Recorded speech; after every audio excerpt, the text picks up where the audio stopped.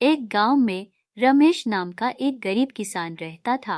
रमेश के पास थोड़ी सी जमीन थी जिस पर वह कड़ी मेहनत करता और जैसे तैसे अपना गुजारा करता था। उसकी जिंदगी बहुत सादगी भरी थी और वह अक्सर अपने हालात पर दुखी होता कि वह ज्यादा कमा नहीं सकता। एक दिन गांव के मेले में रमेश को एक सुंदर सफेद मुर्गी दिखी। वह मुर्गी बाकी मुर्गियों से अलग लग रही थी, जैसे उसमें कोई खास बात हो। रमेश ने सोचा कि अगर वह इस मुर्गी को खरीद ले तो शायद उसकी किस्मत बदल जाए। उसने अपनी थोड़ी सी बचत इकट्ठी की और उस मुर्गी को खरीद लिया। रमेश ने मुर्गी को अपने घर लाया और उसकी बहुत अच्छे से देखभाल करने लगा। उसे अच्छी खुराक दी और हर दिन भगवान से प्रार्थना करता कि उसकी मेहनत रंग लाए।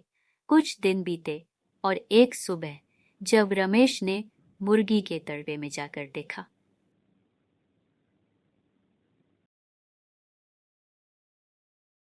रमेश अपनी आंखों पर विश्वास नहीं कर पाया। यह कोई साधारण अंडा नहीं था, बल्कि सोने का अंडा था। उसने वह अंडा उठाया और सीधा शहर के सुनार के पास गया।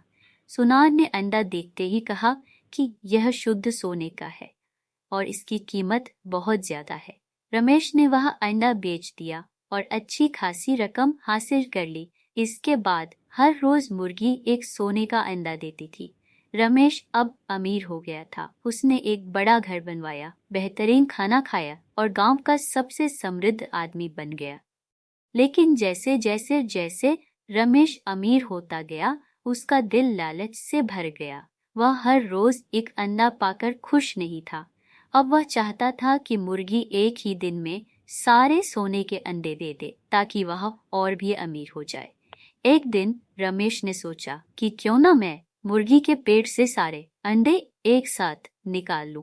लालच में आकर उसने मुर्गी को मार डाला और उसका पेट चीर कर देखा, लेकिन अंदर कोई अंडा नहीं मिला। मुर्गी मर चुकी थी और उसके साथ ही सोने के अंडों का सिलसिला भी खत्म हो गया। अब रमेश के पास न मुर्गी रही न सोने के अंडे। वह फिर से गरीब हो गया और उसे अपनी लालच भरी हरकत पर बहुत पछतावा हुआ। उसने सीखा कि लालच कभी किसी का भला नहीं करता, बल्कि जो कुछ भी मिले उसके लिए आभार व्यक्त करना चाहिए। यह कहानी हमें यह सिखाती है कि धैर्य और कृतज्ञता जीवन में खुशहाली लाती है, जबकि लालच केवल नुकसान